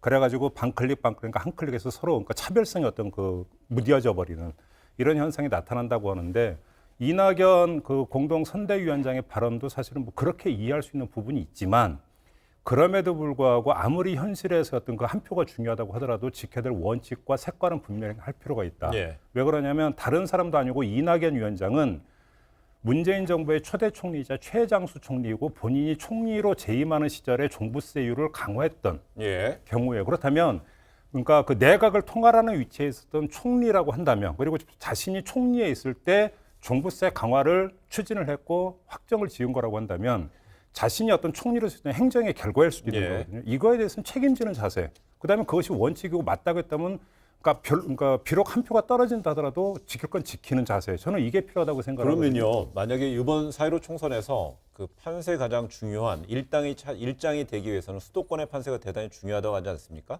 근데 지난해부터 부동산 시장의 상황상 수도권에서는 이 종부세 관련돼서 되게 민감한 이슈였고요. 그렇기 때문에 이번 총선에 표가 떨어지는 것이 저 발언 때문에 떨어질 것인가 아니면 수도권의 주요 지역에서 그 야당과의 접점 지역에서 저 발언이 표의 득표율에 바로 플러스 알파 요인이 될 것인가 어느 쪽으로 봐야 될까요? 그거는 나는 이낙연 후보가 종로의 후보지만은 지금 그 민주당의 선대위원장 아닙니까? 그렇죠? 네. 선거를 이제 총괄하는 그 책임을 가지고 있는데 이것이 과연 말씀하신 것처럼 정부하고 의논이 됐는지도 의심스럽고 근데 아무리 선거가 급하다고 하지만은 이것은 굉장히 아주 큰 부동산 정책의 기조를 바꿀 수 있는 그런 큰 정책적인 입장이란 말이죠. 네. 이 선거가 급하다고 해가지고 이렇게 이제 이런 발언을 했는데 이것이 저는 굉장히 그 국민들에게 유권자들에게 그 동요를 불러일으킬 수 있다 생각을 해요. 근데 아마도 생각을 했을 겁니다. 지금 이제 경제적인 상황도 코로나 이전부터 워낙 안 좋았어요. 사실은 1%대로 성장률이 떨어지고 이랬기 네. 때문에 코로나와 별개로 부동산 정책도 그랬고 경제 전반적인 이 상태가 안 좋다 보니까 선거를 책임진 예. 이낙연 위원장으로서는 급하다 보니까 이제 이렇게 얘기를 한 것 같아요. 근데 이것이 저는 득실을 따지기가 굉장히 어렵지만은 민주당 지지층에게는 좋지 않은 영향을 줄 것이다 이런 생각이 좀 듭니다. 저는 이게 그러니까 이 발언이 어디서 나왔는 거를 봤더니 방송기자클럽 초청 토론에서 나왔더라고요. 그러니까 저는 그래서 이게 만약에 그러니까 그것까지 확인을 못했어요. 이게 본인의 모두 발언에 들어가 있었던 내용인지 아니면 그 토론 과정에서 한 기자의 어떤 즉석 질문에 대해서 대답하는 예. 과정에서 나온 건지에 따라서 이낙연 어떤 위원장의 생각이 달라지니까 이 생각이 무엇인지를 그러니까 쟤는 척도가 달라질 거라고 보는데 아마 후자일 가능성이 있다고 보는데 제가 볼 때 이건 패착이라고 봐요. 예. 왜 그러냐면 민주당 그 후보 가운데 그 종부세 납부자가 상대적으로 많이 해서 강남권 출마자라든지 이런 예. 사람들이 종부세율 인하나 이런 것들을 계속 주장을 해왔어요. 예. 계속 주장을 해왔지만 중앙당 차원에서 그것도 대표급에서 이걸 받은 적이 없어요. 그 논의를. 네. 받은 적이 없는데 이낙연 선대위원장이 그 논의를 받아서 이렇게 이야기를 해버리면 이 문제는 지역적 의제에서 전국적 의제로 올라가 버리게 돼요. 네. 그렇게 되면서 선거에 그러니까 그 전국적 이슈가 되어버리는 건데 그러면 민주당 전체적으로 이게 도움이 되는 거냐? 저는 절대 도움이 안 되는 거거든요. 그래요. 그런 점에서 본다면 이낙연 위원장이 이거 패착이다. 이 발언은. 그래요. 이렇게밖에 볼 수가 없다라는 한 거죠. 가지만 더 덧붙이자면은 제 기억이 맞다면은 지난해 박원순 서울시장은 종부세를 3배로 올려야 된다라는 예. 발언까지 했던 네, 걸로 제가 썼습니다. 기억이 예, 나요. 맞아요. 예. 이 정도로 민주당 내에서는 이 문제가 지금 그러면은 굉장히 다른 입장이 이렇게 한꺼번에 예. 나온 거란 말이죠. 그래서 이것이 가지고 있는 여파가 굉장히 클 것 같아요. 알겠습니다. 두 분 이야기의 사실관계를 하나 좀 더하자면은요. 이 관련 보도에서는 이낙연 위원장은 종부세 제도가 바뀔 수 있다는 말인가라는 질문을 받았고 여기에 대해서 고려가 필요하다, 여지가 있다고 생각한다 이렇게 답했다고 합니다. 질문에 대한 답변 과정에 나온 맥락이었다는 점을 사실관계를 바로 잡겠습니다. 사실관계를 제시하겠습니다. 근데 총선까지 10일 남은 가운데 이렇게 조금 전에 그 이낙연 후보의 발언에 대해서 이제 두 패널이 이제 분석을 했는데요. 이런 건 미래통합당에서는요, 후보들의 말실수에 고심하는 모습이 좀 이어지고 있습니다. 황교안 대표 관련되는 게 좀 잇따라 거론되고 있어요. 이분이 지금 연달아 지금 네. 그 설화에 휘말리고 있는데요. 네. 예를 들어서 이런 게 있었습니다. 종로에서 유세를 하는 과정에서 이제 이 정당 투표 용지가 엄청 길지 않습니까? 48cm가 이렇게 된다고 하니까 네. 이제 쉽게 하면 제가 볼 땐 과장어법을 쓴 거예요. 본인은 유세 현장에서 이제 그 강조를 하기 위해서 강조의 방법 중에 하나가 과장 아니겠습니까? 그러면서 뭐냐면 키 작은 사람은 자기 손으로 들지도 못한다. 이렇게 하면서 이게 말이 되는 현상이냐? 결국은 이게 정당이 우후죽순으로 나온 거고 우후죽순으로 나온 데에는 결국은 준연동의 비례제라고 하는 것들을 일방적으로 처리한 지금 여당의 그러니까 그 책임이 있다 이런 것들 아마 이런 식으로 강조하려고 과장을 한 것 같은데요. 문제는 황교안 대표는 아직 정치에 입문한 지 얼마 안 됐기 때문에 메시지 관리에 훈련이 안 돼 있는 거예요.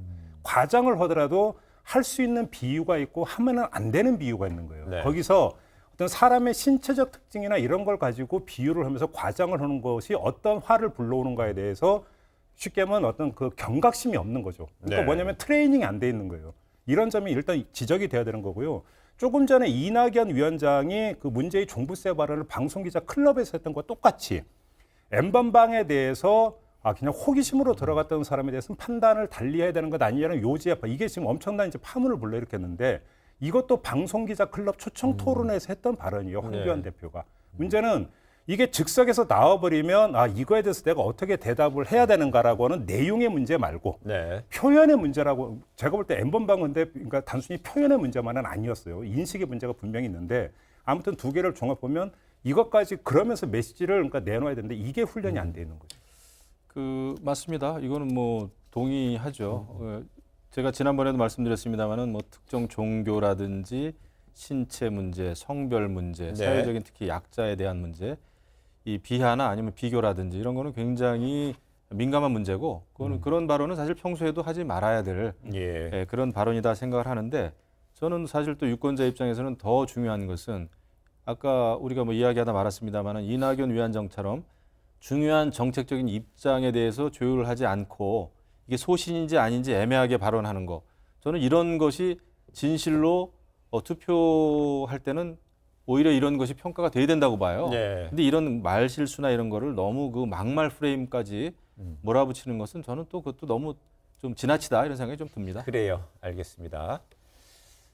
네, 이런 가운데 주목되는 만남이 있었습니다. 미래통합당의 김종인 총괄 선대위원장이 어제 그 황교안 대표와 비공개 만찬, 그러니까 비공개 저녁 식사 자리를 했다고 합니다. 네. 뭐 여러 가지 논의가 됐겠지만은요, 거기에 대해서 뭐 관측도 여러 개가 나오고 있네요. 그러니까요. 뭐 그 선대위원장하고 대표가 만날 수 있죠.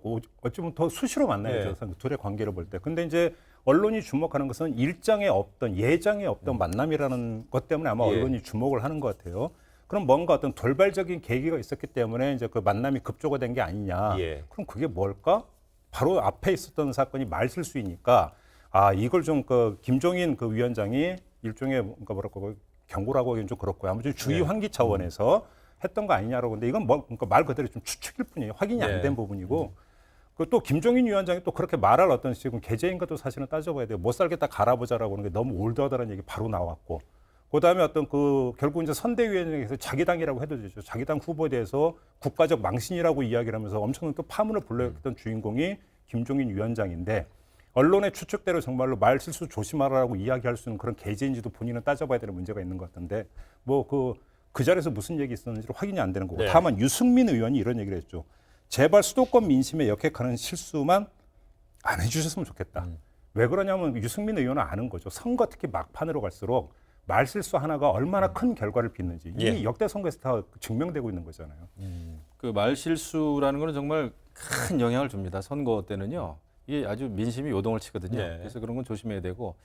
하지만은 뭐 황교안 그 당대표 이자 또 종로 후보와 그 김종인 그 선대위원장이 만난 것은 너무나 필요한 일이고 당연한 일이다. 그다음에 지금 김종인 그 위원장이 이제 못 살겠다 갈아보자고 그랬는데 그것은 올드한 구호가 아니라 아무리 올드한 구호지만은 그 옛날에 나왔던 구호지만은 지금 현실하고 너무나 잘 맞아 떨어지기 때문에 이 슬로건을 쓴 거죠. 지금 잘하고 있고 경제가 잘 돌아가면은 왜 못 살겠다 그러고 왜 바꿔보자 그러겠어요.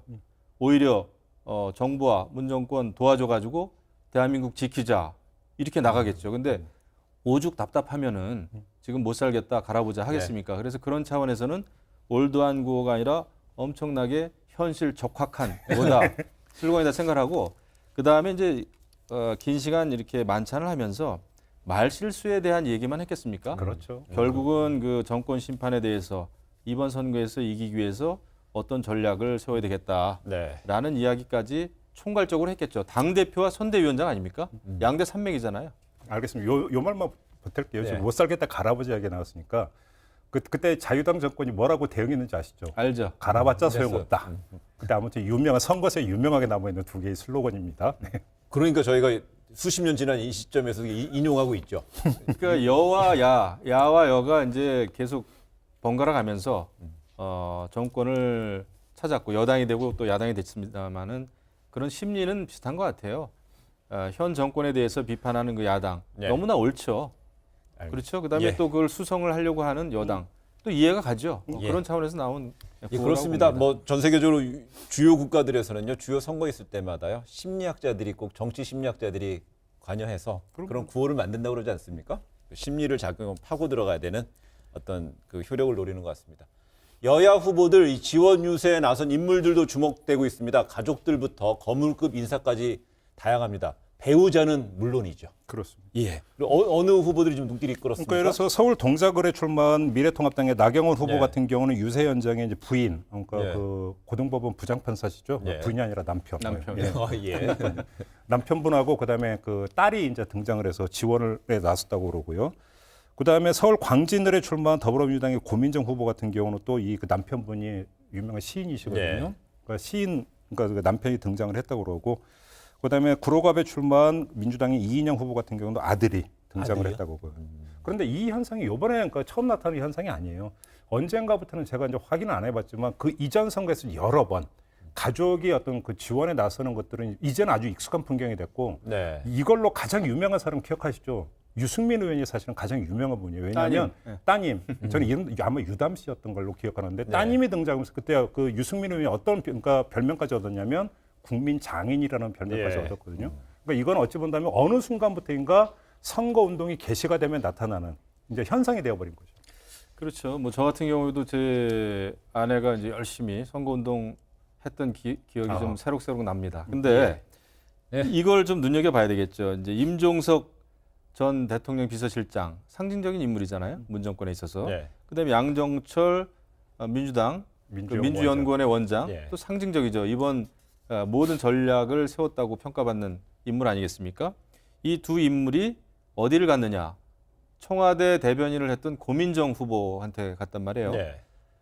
고민정 후보는 그야말로 문재인 대통령의 입, 청와대 입 역할을 한 거 아니겠습니까?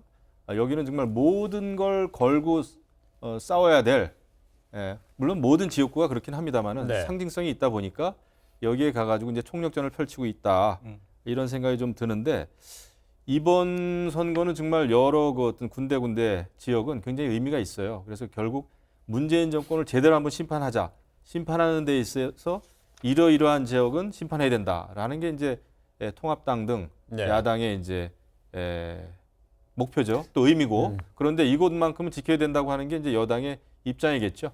그러니까 이제 임종석 전 비서실장 같은 경우는 광진을에 등장한 데는 두 가지 이유가 있는 것 같아요. 첫째는 그 청와대 비서실장으로 있을 때 그 고민정 후보가 이제 대변인까지 했었던 이 어떤 이제 그 특수한 관계가 있다라는 점이 하나가 있고 또 한 가지는 임종석 그 전 실장 같은 경우는 이제 한양대 총학생회장 출신 아니겠습니까? 바로 인접 지역이 바로 광진구가 되는 것이기 때문에 어찌 본다면 한양대와 직접적이든 간접적이든 연결되어 있는 분들이 또 어떤 광진구에 포진해 있다라는 점. 이런 어떤 그 출신 대학의 어떤 그 특징적인 측면까지도 아마 작용을 했던 것 같고요. 그 양정철 원장 같은 경우는 고민정 후보에게 찾아갔을 뿐만 아니라 또 이수진 후보, 동작을의 이수진 후보에게도 찾아갔어요. 그걸 보면은 결국은 광진을과 동작을이 갖고 있는 상징적인 측면, 따라서 여기서 반드시 필승으로 그러니까 결과가 나와야 된다라고 하는 어떤 당의 판단이 그 양정철 원장의 행보에 그대로 담아 있는 거죠. 조금 전에 보니까 유명 가족하고 뭐 유명 그 거물들이 지원 유세를 하고 있다는데요. 가족들 중에는요 배우자뿐만 아니라 자식뿐만 아니라 동생도 있습니다. 예를 들어서 강원도의 홍천행성 영월 평창의 유상범 후보에는 저 화면에 보시면 이렇게 알려져 있는 배우 이호성. 동생인 이호성 씨도 아. 그 지원 유세에 나섰다는 또 거. 있어요. 김부겸 의원 같은 경우도 따님이 그 배우인 걸로 제가 알고 있고요. 예. 지원 유세를 여러 번 나왔던 것으로 알고 있어요. 아, 그렇죠. 저희가 그거는 잘 화면을 준비 못해요. 예. 많이 있어요. 근데 예. 이제 임종석, 양정철 또 이 지역을 가는 이유는 그러니까 고민정 후보라든지 이수진 후보 이 지역이 굉장히 지금 접전이에요. 네. 정말 우열을 가리기 어려울 정도로 엎치락뒤치락 이게 여론조사만 보더라도 그렇기 네. 때문에 여기에서는 이제 총력전을 펼쳐가지고 반드시 예. 이겨야 된다라고 하는 그렇죠. 절박함이죠, 절박함. 알겠습니다. 그렇죠. 근데 이번 총선에서는요, 또 특히 눈길을 끄는 것이 대권 도전을 공식화하는 공식 선거 운동전이 되는 것 같습니다. 어제는 저희가 여기서 대구에 출마한 의원들에 대한 얘기를 했었는데 그 이외 지역에서도 대권을 승부수로 좀 띄우는 것 같습니다. 예를 들어서 어느 분 주목합니까? 지금 대구 수성갑에 출마한 민주당의 김부겸 후보도 그런 얘기했고, 그다음에 부산 진갑에 출마한 민주당의 김영춘 후보도 비슷한 이야기했고, 그다음에 그 또 미래통합당으로 가면 세종을에 출마한 김병준 후보나 네. 또 대구에 출마한 홍준표 후보, 그다음에 심지어 주호영 후보까지 이 이야기를 했는데 이분들이 갖고 있는 공통점이 하나 있어요. 뭐냐면 그 험지에 출마한 사람들이다. 이제 쉽게 얘기하면 네. 무슨 이야기냐면 당선이 그러니까 된다라고는 보장이 없다라고도 볼 수 있거나 각축을 벌이고 있는 어떤 지역구에서 지금 선거운동을 띄고 있는 분들이다. 이 이야기를 정리를 하면 왜 그러냐면 이 험지에서 살아 돌아가기 위해서는 당의 후광만 갖고는 당선 안정권으로 진입이 안 된다. 네. 그래서 어떤 개인의 어떤 인물 경쟁력이라고 하는 것들을 극대화해서 인물 요인을 가지고 돌파를 해야 되는 건데 문제는 저 열심히 할게요. 성실히 합니다. 의정 활동 열심히 하겠음만 가지고는 인물 경쟁력을 끌어올 수가 없는 거고 본인 스스로를 대권 반열로 끌어올려야 그래 한번 키워주자. 우리 지역에서 한번 대권 후보 내보고 키워주자라고는 지역 민심을 작동시킬 수 있다. 이런 판단 때문에 네. 내가 대권 후보입니다라고 지금 자가 발전을 하고 있다. 이렇게 봐야 되는 거죠. 아주 정확히 보셨습니다. 보통 3선, 4선 이상 되면 이제 중진인데 네. 중진 의원이 이 총선에 출마하면서 지역 주민들에게 더 큰 비전이나 꿈을 제시 못하면 설득력이 없어요. 명분도 예. 떨어지고. 근데 여기 이제 거론되는 지금 이분들 보면은 이 후보들은 전부 다 장관 거의 다 지냈고 당대표 지냈고 비대위원장 지냈고 이제 남은 게 정말 정치권에서 대통령밖에 없는 분들이에요. 대부분 보면. 물론 뭐 또 다른 또 뭐 광역단체장 이런 것도 있을 수 있습니다만은 다 지낸 분들 아닙니까? 그러다 보니까 대권 후보임을 이렇게 자가 발전하는데 필요한 것은 이런 그 총선 때 급해서 유권자들에게 나도 대권 후보가 될 수 있습니다라는 말을 하기 전에요. 네. 지금 대한민국 우리나라가 어떤 상황이고 어떤 그 이런 난국을 어떻게 타개해야 되고 이런 비전 제시가 있어야 됩니다. 네. 준비가 돼 있어야 돼요. 무조건 나 대권 후보 될 수 있습니다라고 하는 것은 저는 굉장히 염치가 없고 좀 오만하다 이런 생각이 좀 듭니다. 알겠습니다. 잘 들었습니다. 이번 총선 코로나19 사태로 투표율이 좀 낮지 않을까라는 전망이 있었죠. 그런 많았는데 선관위 여론조사에 따르면은 반드시 투표하겠다는 응답이 72.7%로 나타났다고 합니다. 20대 총선 직전의 조사에 비해서 아주 높은 수치예요. 꽤 높은 수치예요. 일단 이거는 지금 그 이제 보통 이제 투표에 참여하시겠습니까? 물어보면 이거는 어떤 도덕 시험 비슷하기 때문에 네. 투표는 꼭 참여를 해야 된다는 의식이 있기 때문에 네, 저는 투표 꼭 할 겁니다는 응답률이 원래는 높아요. 예. 항상 높기 때문에 다만 그래서 항상 보는 것은 추이. 그러니까 투표에 참여하겠다는 응답률보다 실제 투표율은 낮은데 10에서 최대 벌어질 때 15%포인트까지 벌어진다라고 하는 게 이제 경험적으로 나와 있는 거고요. 네.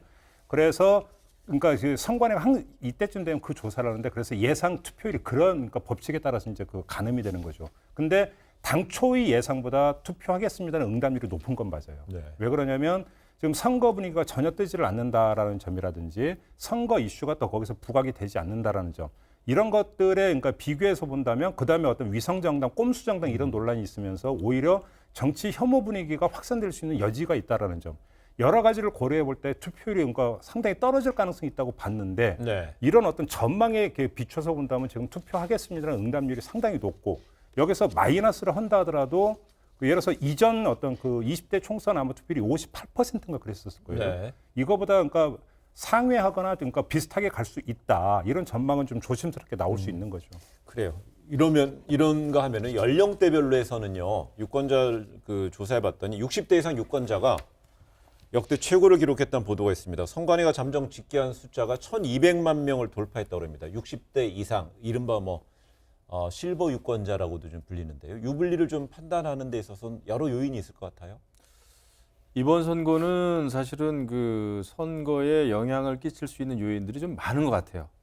60대도 이제 많아졌고 네. 보통의 경우에는 이제 선거 때 가장 영향을 주는 거는 사실은 뭐니 해도 경제입니다. 네. 예, 역대 그래 왔어요.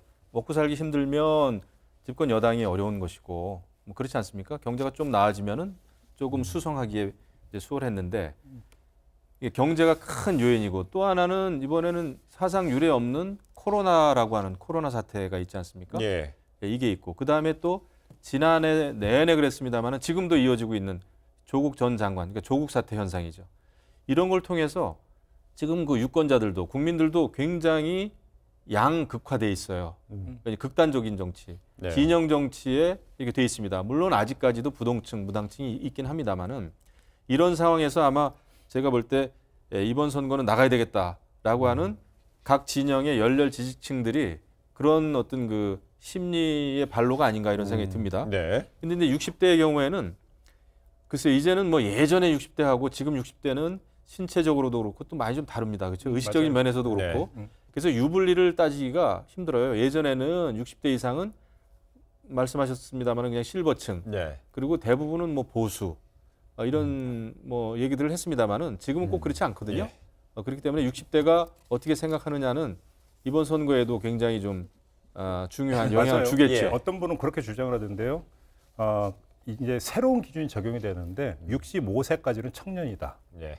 지금 뭐냐면 이 그 평균 수명 이런 게 늘어났기 때문에 사회 패턴이나 생활 패턴도 많이 달라졌기 때문에 65세까지는 청년으로 봐야 된다. 예. 뭐 이렇게 주장하는 분들도 계시던데 지금 의원님 말씀에 저도 100% 동감하는 게 60대 이상이라서 노인 연령이고 그래서 어떤 노인 유권자층이기 때문에 정체성이 이럴 것이고 네. 표심이 이럴 것이다라고 단정하기가 쉽지가 않다. 요점은 네. 좀 저도 100% 동의합니다. 예, 제가 좀 전에 이른바 실버 유권자라고 그랬는데 그 발언 앞으로 좀 그 용어를 잘 쓰면 안 될 것 같습니다. 예, 알겠습니다.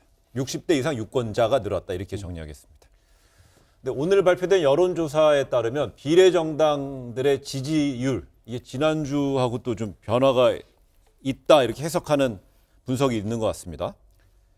그러니까 이게 그 미래한국당 같은 예. 경우는요 거의 그 미래통합당의 당 지지율로 거의 정비례 관계에서 미래한국당의 자체 동인에 따라서 여론조사의 결과가 등락이 나타나질 않고 있어요. 네. 그러니까 말 그대로 위성 정당다운 면모를 100% 그대로 지금 보여주고 있어요. 그러니까 그 지지율을 보면은 그다음에 그러니까 주목해서 봐야 되는 것은 더불어시민당 같은 경우 약간 빠졌고 열린민주당이 약간 올라간 이런 현상이 나타나고 있는데 이것도 사실은 더불어시민당이 왜 그러느냐는 미래한국당과 같은 맥락에서 이해를 할 수 있을 것 같아요. 비유하자면 네. 더불어시민당은 무동력선이에요. 그러니까 자체 동력이 없는 상태에서 민주당이라는 예인선에 의해서 끌려가는 바지선 비슷한 무동력선인데 네. 열린민주당 같은 경우는 그래도 어떤 자체 동력선이다. 그게 뭐냐면 열린민주당에 포진되어 있는 이른바 셀럽이라고 하는 사람들의 개인 플레이를 통해서 일정하게 어떤 주목도를 끌어올리고 예. 그러면서 당 지지율로 연결시키려고 하는 점에서는 더불어시민당과 다른 부분이 있거든요. 이런 점에서 지금 여론조사 추이에서 약간의 어떤 더불어시민당이 빠지면 또 그만큼 열린민주당이 올라가는 현상이 나타나고 있는 것이기 때문에 이거는 그 차이에서 아마 그 원인을 볼 수 있지 않을까 이렇게 생각을 해봅니다. 잘 보셨고요. 제가 주목하는 것은 열린민주당입니다. 열린민주당. 네. 사실 저는 개인적으로 예측하기에는 열린민주당이 이렇게까지 지지율이 많이 나올까라는 생각을 좀 아닌 게 아니라 좀 했었어요. 그런데 보면은 지금 10% 나오는 걸로 돼 있네요. 이번 주의 경우에. 네. 그거 보면은 역시 조국 전 장관을 수호하고 또 사법개혁 등등등등 지금 현재 이슈가 되는 것을 여과 없이 강력하게 발언들 하지 않습니까? 그러니까 상당히 노이즈 마케팅이 일정 정도는 먹혔다 이런 생각을 합니다. 그리고 아마 21대 국회에서 이 열린민주당이 그 향방에 따라서 조국 전 장관을 이제 대통령 후보로까지 만들지 않을까라는 그 예측도 조심스럽게 해봅니다. 또 그런 이야기들을 또 많이 하고 있고요. 그래서 이렇게 보면은 앞으로도 조국 전 장관 네. 또 열린민주당이 공격하고자 하는 윤석열 총장을 비롯한 여러 검사들 이런 그 조국 대 윤석열의 이 구도가 네. 21대 국회에서 계속 이어질 것 같아요. 하나 변수가 네. 지금 여기다 이제 도출이 된 게 그 채널 A 기자와 한 검사장과 그러니까 유착 의혹이 지금 제기가 돼 버렸어요. 그러니까 이 문제가 결국은 검찰, 언론 이런 문제를 아주 정면으로 관통하는 한가운데로 관통하는 어떤 변수가 이제 불거진 부분인데 이게 이제 그러면 뭔가 그 감찰 문제로 지금 연결이 되고 있습니다. 이렇게 되면 이게 하루 이틀 새 그냥 꺼져버릴 어떤 이슈는 아닐 것 같아요.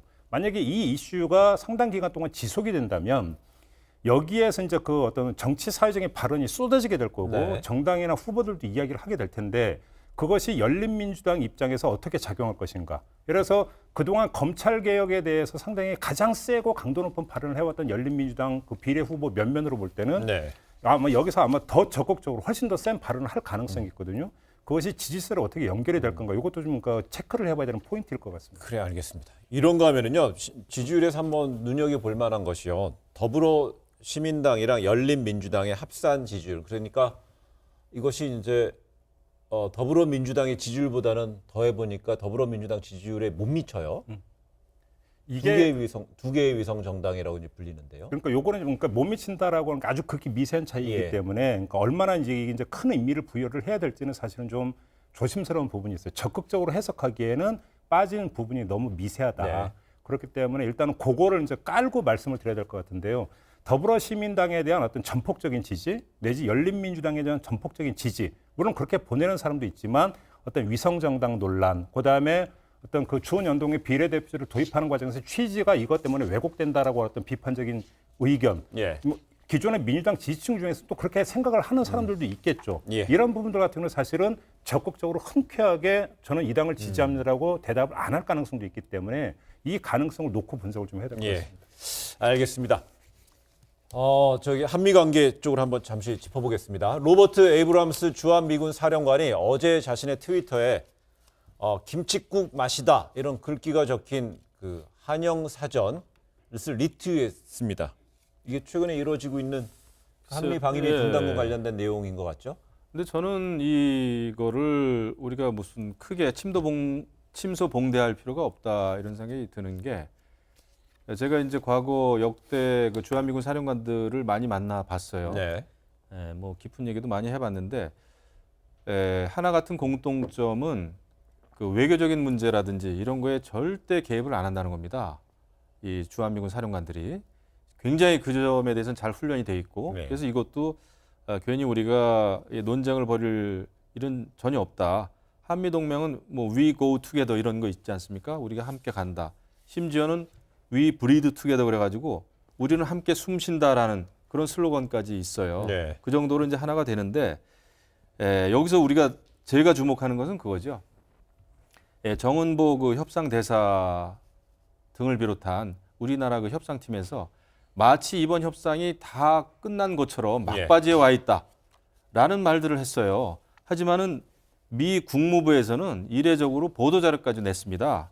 지금 협상이 계속 진행되고 있고 결코 끝나지 않았음을 확신한다 이러면서 이게 무엇을 이야기하냐 하면은 협상이 끝나봐야 사인이 끝나야 사인까지 끝나야 끝나는 겁니다. 그런데 굉장히 이렇게 어설프게 결론도 아닌 것이 마치 결론인 것처럼 이렇게 흘러나오게 하는 것은 협상에 있어서 굉장히 미숙한 거예요. 오히려 한미 관계만 복잡하게 만드는 아주 그 외교적인 미숙이다. 저는 정반대로 해석할 이야기입니다. 어설프게가 아니라 노련하게 했을 가능성도 있다고 봐요. 무슨 이야기냐면 그러니까 연 어떤 방위비 1조 2천억 정도가 되고 5년 단연 계약으로 그러니까 큰 틀에서 합의를 봤다는 이야기까지 나오고 있어요. 자, 그런데 여기서 아주 노련하게 언론 플레이에 들어갔을 가능성도 저는 배제할 수 없다고 봐요. 이 이야기까지 나왔다는 것은 실무 협상 대표단 선에서는 어느 정도로 이제 의견 어떤 합의를 봤는데 문제는 그러니까 그 최종 결제 단계에서 일정하게 뭐가 나온다라면 결국은 여론 작업을 통해서 이거를 돌파를 해야 된다라고 하는 정책 판단을 할 수 있는 거예요. 네. 그렇기 때문에 일부를 흘려내면서 한국 안에서 먼저